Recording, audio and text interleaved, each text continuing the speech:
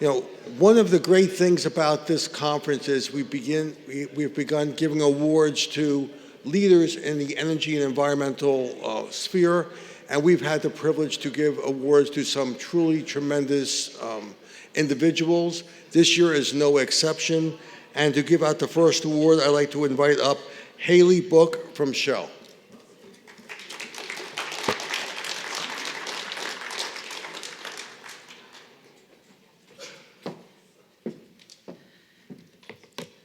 Good evening. It's my distinct honor to introduce the award recipient, Governor Thomas Kean. He served as governor from 1982 to 1990, and during his tenure, he didn't just lead, he elevated. He was lauded by Newsweek as one of America's most effective governors because he exhibited a rare blend of vision, pragmatism, and grace. His legacy is profound. He championed some of the state's earliest and most impactful conservation efforts, preserving open space, cleaning up hazardous waste sites, and investing in water infrastructure. He understood that protecting the Garden State's natural beauty wasn't just good policy, it was good business. He's also an ally to New Jersey's economic engine, creating over 750,000 jobs while in office, and established the New Jersey Transportation Fund, which became the national model for transportation funding. Rather than list every accolade, and believe you me, there are many, let me share a quote that captures both his wisdom and his wit. He once said, "When I face an issue of great importance that cleaves both constituents and colleagues, I always take the same approach. I engage in deep deliberation and quiet contemplation. I wait to the last available minute, and then I always vote with the losers. Because, my friend, the winners never remember, and the losers never forget." That's the kind of leader we honor tonight, thoughtful, principled, and never afraid to do the hard thing for the right reason. Please join me in welcoming Governor Thomas Kean.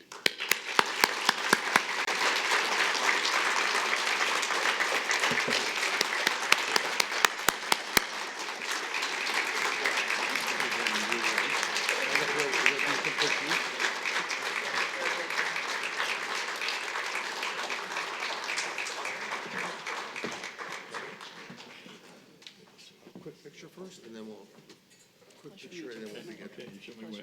Right here. Thank you all very much. I don't need to say that the Business Industry Association has always been somebody you can depend on, a group that's got common sense, energy, and always, I think, in my experience, has always been out for the welfare of the state. You're not going to get a speech from me today, nor should you, but I just want to say this. The next couple of years are going to be very, very difficult for New Jersey and probably for the country. What I'd ask you to do is reinvigorate this organization and work yourselves. We're going to have a new governor. That new governor is going to need all the help he or she can get. The next 2 years, not only for our state, but for our country, are going to be difficult and memorable, and takes the effort of everybody else to make sure we come out on the right side. New Jersey is, in my mind, the best state in the country. But only if people like you, who's got the energy and the intelligence and all of that, really put your shoulder to the wheel. So I hope you'll do that. I thank you for this very, very much, and I'm deeply honored.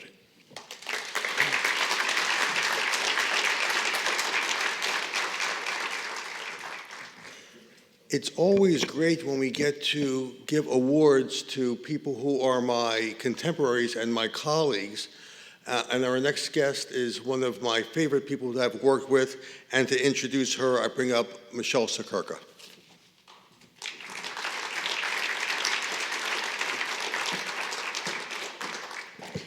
Well, it is my absolute pleasure to congratulate and introduce Amy Cradic, the Senior Vice President and COO of Non-Utility Businesses, Strategy, and External Affairs for New Jersey Resources. Now, Amy joined New Jersey Resources in February 2018, but many of us in the room know her for quite a long time before that. But today, as Senior Vice President and Chief Operating Officer of the Non-Utility Businesses, Strategy, and External Affairs, Amy leads New Jersey Resources Clean Energy Ventures energy services, storage and transportation, and also oversees the company's corporate strategy, government affairs, communications, and sustainability functions. When does she sleep? But for those of us who know her for a long time, we know she's always been a driving force. And at NJR, she's a driving force behind the enterprise-wide sustainability strategy, including the establishment of the Office of Sustainability, positioning NJR at the forefront of decarbonization innovation. As head of the renewable energy subsidiary, Clean Energy Ventures, she progressed the company's leadership role as one of the largest owner-operators in New Jersey's solar marketplace. And Amy also oversees storage and transportation, which owns and operates FERC-related natural gas pipeline and salt cavern storage facilities in Pennsylvania, Mississippi, respectively. Busy woman she is.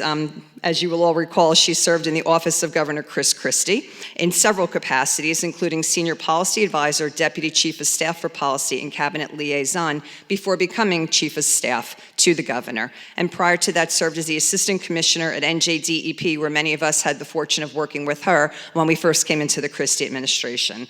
On the side, because she doesn't have enough to do, she serves on the Board of Governors for Hackensack Meridian School of Medicine, the chair of the Drumthwacket Foundation, and visiting associate at Rutgers-Eagleton Institute of Politics. Please join me in welcoming a great colleague and a great friend, Amy Cradic.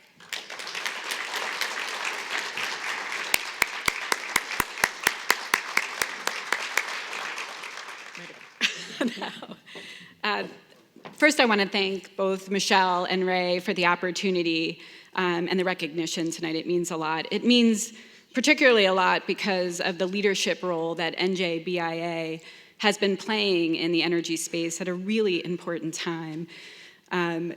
We own both natural gas, as you heard today, and Clean Energy Ventures at NJR, so we understand the importance of diverse stakeholders. It's going to take all the thought leadership, as the governor mentioned, to solve some of the challenges that we have from an affordability and a reliability perspective.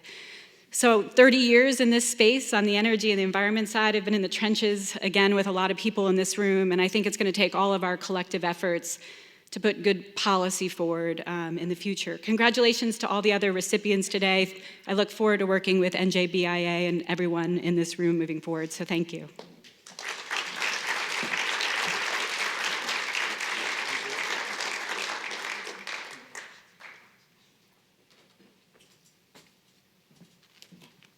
When I first joined BIA 7 years ago, God, it's amazing, it's been that long already, I was told I had to staff the Energy and Environment Policy Committee, and that Toby Hanna was the chair of that committee.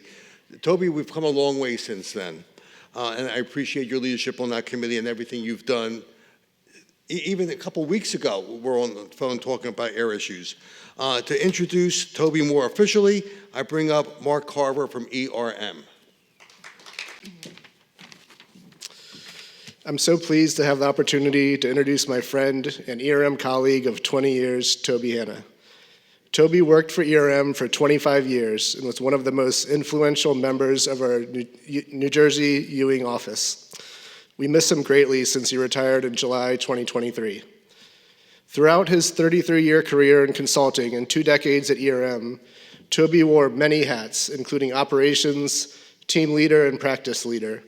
But the one thing that never changed was his advocacy for his clients and industry. Toby was very active with business organizations and held the position of chairman of the Environmental Committee at NJBIA. He used these platforms to share his technical knowledge with his business colleagues on important environmental issues, topics, and regulations. Toby advocated for decades for New Jersey businesses with NJDEP and helped to shape many of today's environmental regulations, from air permitting to environmental justice to greenhouse gas regulations. Toby was known for his ability to negotiate favorably with the regulators in support of the industry to facilitate more manageable rules and policies for the regulated community.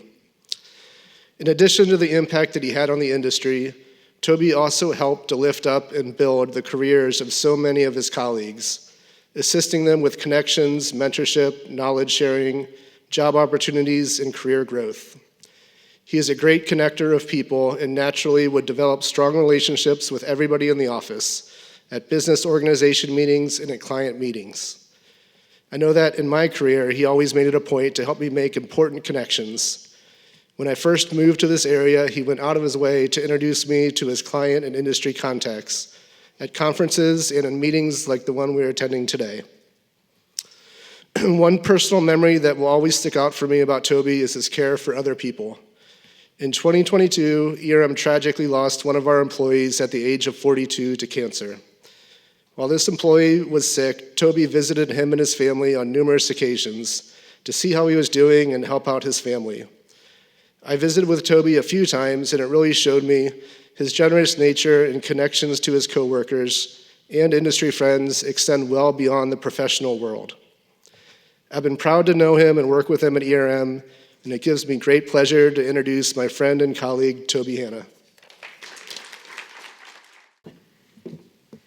Mark mentioned that I was retired, right? Retirement is great. It is a gift. But what they say about missing the people you work with is entirely true, and man, I felt that when I walked in this room today. It hits home. It's so good to see so many of my old friends and colleagues here.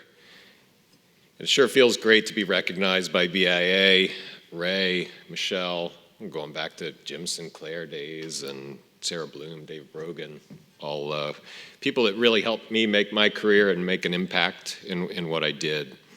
So I do really appreciate and thankful, humbled for this award and recognition of my career. I began my career as a young engineer who wanted to get into the environmental field in 1990, which is the same year that Congress enacted massive amendments to the Federal Clean Air Act. And here in New Jersey, we knew that we had a lot of work to do to make sure that that ran as smoothly as possible. Ambitious, lofty goals. So we set to work forming work groups and strategies. I was lucky enough to lead some of those work groups and joined forces with many NJBIA members and other stakeholders in collaborative efforts on things like the massive air permitting program for major air pollution sources and the emission fees that were required to fund that program, on air pollution control requirements for the chemicals that form smog, on air pollution control requirements for air toxics, rolling forward to the Regional Greenhouse Gas Initiative, and most recently, the important but challenging environmental justice legislation and regulations, just to name a few. We didn't get everything we wanted. Pollution was reduced, health outcomes, I believe, improved, and industry footed most of the bill with billions of dollars spent on air pollution control equipment and other methods of reducing emissions. Which leads us to the moral of the story. Looking back on my decades of career, we did all of that, almost all of that, with a seat at the table. We were allowed to help the regulators, help the legislators get it right from a business perspective. So as we look forward to next week and a new governor, I want to make sure that this team, without me, if you need me, Ray, I'm around. You have my number. But make sure that you're working with that new administration starting Wednesday, hopefully, to have that seat at the table.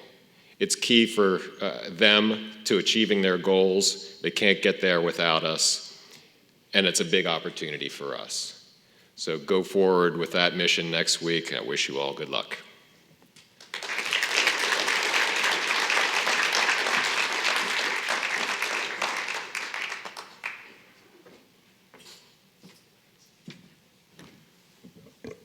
Our next recipient is someone who I have known and worked with for a long, long time now. When I was first a young legislative staffer with the Office of Legislative Services, and he was a young senator working on environmental issues. To introduce our next recipient is Chris Emmerholz from BIA.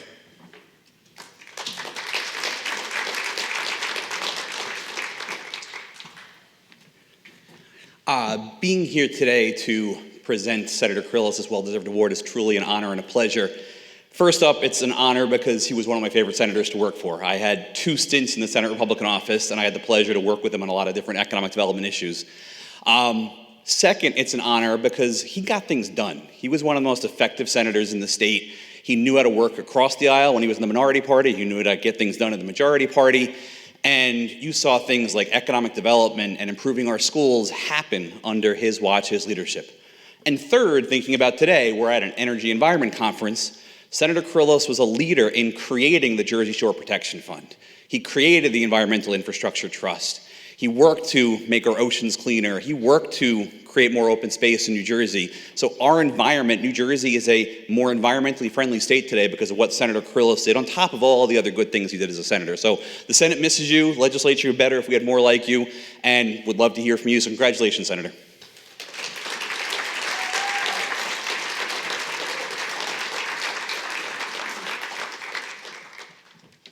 Chris, thank you very much for that really great introduction. When I was coming here today, I thought that the real reason that I got chosen to be honored today is because Ray Cantor wanted to give himself an award. Because when I was that young legislator, and maybe in the assembly when we first met Ray, I can't remember, all those bills that I sponsored, many of which Chris recited, Ray wrote. He wrote that legislation at the Office of Legislative Services.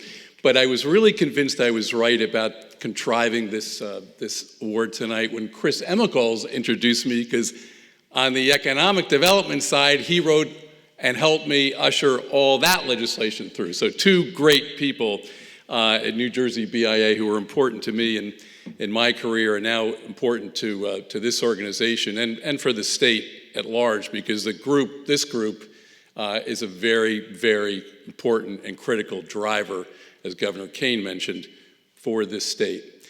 And so we have a lot of challenges in New Jersey, lots of constraints, and despite some tough odds, we all have produced a great and successful state, and it's because of the kinds of people in this room, policymakers, job creators, many of whom are being honored tonight, and I congratulate them, and an all-star cast, and all of you who are working every day in your businesses, organizations, creating prosperity. So thanks very much for bringing Governor Kean and I off the bench and bringing us back on stage, and Senator Gordon is here as well. And whoever wins on Tuesday, I have a favorite, we want to make sure New Jersey becomes as successful as possible. So good to be with you all.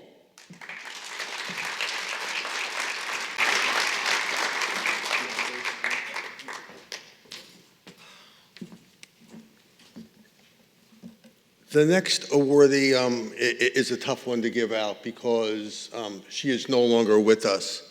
I talked about how great it is to be able to honor, people who are my colleagues, people who I have worked with. And one of the best people who I've ever worked with is Marilyn, Lennon, our next award winner. We have someone else who's going to introduce her. I just want to give one small story. We can all be here forever, and we've done this lots of times, talk about Marilyn stories. But Marilyn began taking us all down to the League of Municipalities, and on the second night of the League, a bunch of us got together, who she put together, and we all met at Chef Bola, and we had dinner every year at the League. Since her passing, that same group of people all get together because it's Marilyn's dinner. Actually, when I called Chef Bola and they didn't know who I was, I said, "This is Marilyn Lennon's dinner. Can we get reservations?" And they said, "Of course." So to introduce Marilyn, and more appropriately, is John Sartor from PS&S.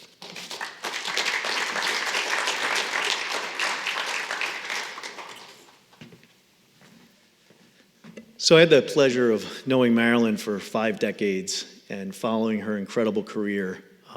We were lucky at PS&S to have her with us for a good portion of that. But throughout, she had this unique career of both private and public sector. She went from PS&S into our parent company, Keyspan, from there to the Turnpike, from there to probably one of the most important positions she held, the DEP, and then thankfully back to us in the end. Funny about the dinner, Ray, I have to tell you, I was invited to one dinner, but the rule was I had to bring the wine, and it had to be really good wine. she made sure I opened up my pocket for that. But really an amazing person. She actually hired me. I was mentored by Marilyn. And one of the things I learned was the true nexus between politics, business, and regulation. And in order to get things done, you really have to bring all three of those together. And we heard a lot of that today at the end of this last panel. And I know that's a lot of what you stand for, Michelle. Unfortunately, as you said, Marilyn is not here to accept this award on her own. So on her behalf, part of our family at PSNS, we have her brother, Mark Lennon, and her niece, Jen Guarini.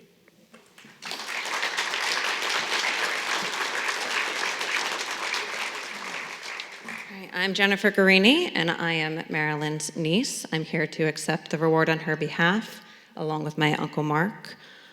Marilyn died in March of 2021, and the fact that she is getting this award 4.5 years after she passed away is a true testament to her career in energy and environmental policy. She was very influential, not only in this industry, but also in my life personally.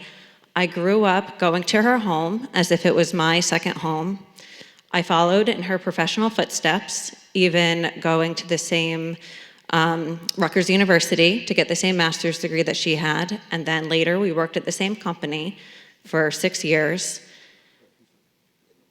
She is still talked about all the time, both at home and at work.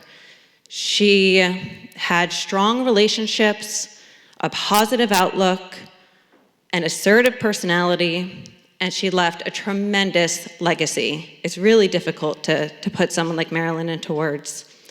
And I'm really grateful that she is still being remembered and honored with this award. Thank you. Thank you, Jennifer. Thank you, Michelle. Thank you, Ray.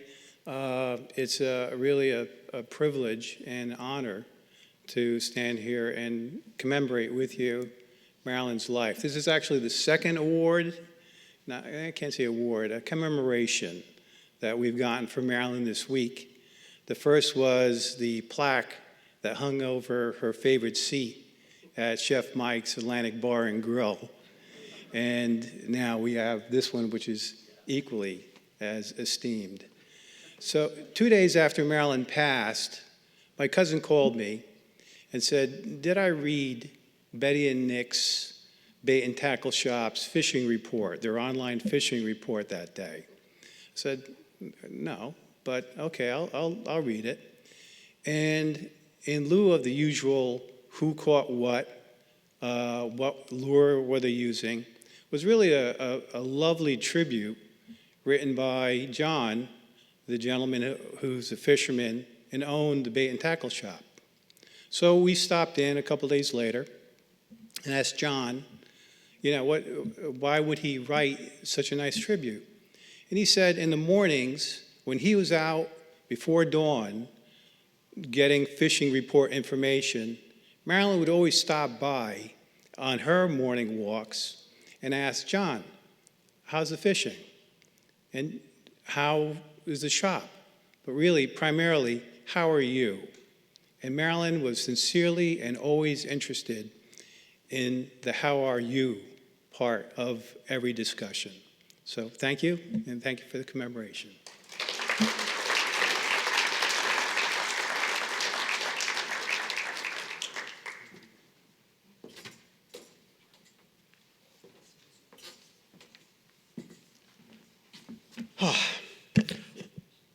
If you attended our earlier panel on nuclear power, and if you walked around the halls, you understand the importance of this next gentleman who's getting an award and of what he's doing to New Jersey and for the future of nuclear power. Here to introduce our next recipient is J. Scott Thompson from Holtec. Good evening. I was here to introduce Dr. Singh. I'm a president of one of our business divisions at Holtec, and I'm also the corporate governance officer. And Dr. Singh asked me to express his regrets for not being able to be here today.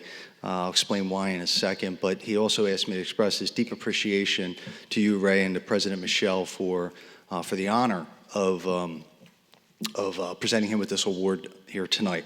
I'll tell you a little bit about Dr. Singh when I had first met him. I've been with the company about 7 years now. In my previous life, I was the police chief in Camden, New Jersey, and I met this individual who was coming into the nation's poorest and most dangerous city to invest $300 million and to transform an abandoned shipyard into a state-of-the-art manufacturing facility and technology center. I knew within the first hour of having that I had a great honor bestowed upon me. I met a generational genius. I met a man that had over 211 patents. I met a man that you're going to get more from me tonight than you would have got from him, because he's very soft-spoken and he does not like doing these things, but is a gentleman whose actions speak louder than words. This is an individual in 2005 appeared in front of the Congress pleading our legislators to not allow heavy manufacturing and industrial export to other countries, of the importance of it to keep it here in the United States. When he was making a decision of where he was going to invest to build this facility, at the time, Holtec was part of the remediation of Chernobyl over in the Ukraine. We could have hired, in building a facility there, 7 welders for what it cost to have 1 in the United States. Now, conventional wisdom and financial analysts said, you're crazy, don't do this. Don't invest in the United States, and don't go to New Jersey. Put his money where his mouth is. Today, we've got hundreds of employees, which has served as an anchor in helping transform the city into be a much better place than what it once was. Today, and part of the reason why he couldn't be here tonight, we are in the 11th hour of restarting Palisades Nuclear Power Plant in Michigan. It's going to bring over $350 million to the region. It's going to bring thousands of well-paying jobs. He's done this in a bipartisan effort. Started under the previous administration. It's continuing forward here. With this, more than $150 million of his own money was into the design and development of the small modular reactor, back at a time when nuclear was being forgotten about. Today, because of decommissioning, Holtec has 6 sites around the country, and one of them is right here in New Jersey, Oyster Creek. The technology that this gentleman has envisioned more than 15 years ago is now in one of the pole positions to be the first company to operationalize one. And it's something that we look forward to hoping to be able to do here in New Jersey as well, because it will bring thousands and thousands of jobs. Because make no mistake about it, the first operationalized NRC licensed reactor is the gold standard. And it'll be purchased around the world. And the base manufacturing of it will be in Camden, New Jersey. And it'll be developing out further parts of the state and in other states as well. So a rising tide lifts all boats. I wanted to share that with you about how proud I am to be a part of the company, how proud I am to be a part of what the vision looks like for meeting the energy demands that we have, as well as the manufacturing and bringing jobs. So on behalf of Dr. Singh, on behalf of Holtec International, thank you.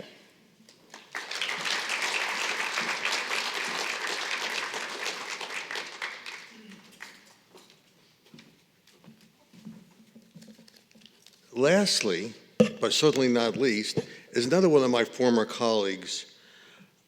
I worked at the Department of Environmental Protection. I was there, I left, I came back, so I'm a 2-timer DEPer. Our next award recipient really is getting this award because he came back to DP 3 times. And that alone, deserves an award. Here to introduce him is Valerie Montecalvo from Bayshore Recycling. Good evening, everyone. I'm Valerie Montecalvo, the president and CEO of the Montecalvo and Bayshore family of companies, and I have the great honor tonight of introducing the Leadership Award winner, Gary Sondermeyer. Gary has truly had a remarkable 45-year career in environmental protection, public policy, waste management, and recycling. From humble beginnings in Patterson, he started at the NJBIA and rose through the ranks, serving as the director of the Division of Solid and Hazardous Waste, assistant commissioner of environmental regulation, and finally, as the chief of staff for 10 years under 6 different New Jersey governors. Now that's quite an accomplishment. Following his service to our great state, he joined the Bayshore Recycling team as Vice President of Operations.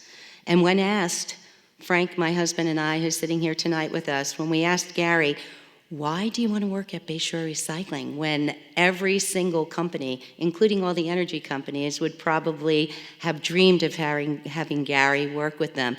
He said, which was so humble, that he wanted to sit on the other side of the table and see what all of his regulation did to companies like ours. And we had 15 great years, a whirlwind of working behind the scenes and creating better opportunities for waste management and recycling. Gary has served in a leadership capacity on 20 different government and nonprofit boards and commissions. And I need to read these because there's so many.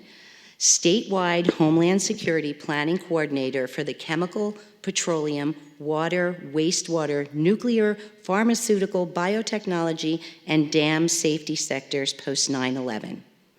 10-year chair of the Board of Directors of the New Jersey Water Supply Authority. Board member of the New Jersey Environmental Infrastructure Trust. Chairman of the Board of Sustainable Jersey Program. Co-chair of the New Jersey Climate Change Alliance, vice chair of the Governor's Plastic Advisory Council, co-chair of the Association of New Jersey Recyclers Legislative Committee. Beyond his countless professional accomplishments, Gary is firsthand and foremost a family man, with values grounded in loyalty, trust, hard work, and mutual respect. He and his lovely wife of 45 years, Roseanne, have 4 wonderful children and 4 grandchildren. They are the center of both of their lives. Both Gary and Roseanne just retired last month and will devote their time to family travel and enjoying the great outdoors and nonprofit volunteer work. Please welcome me in having Gary come up to the podium.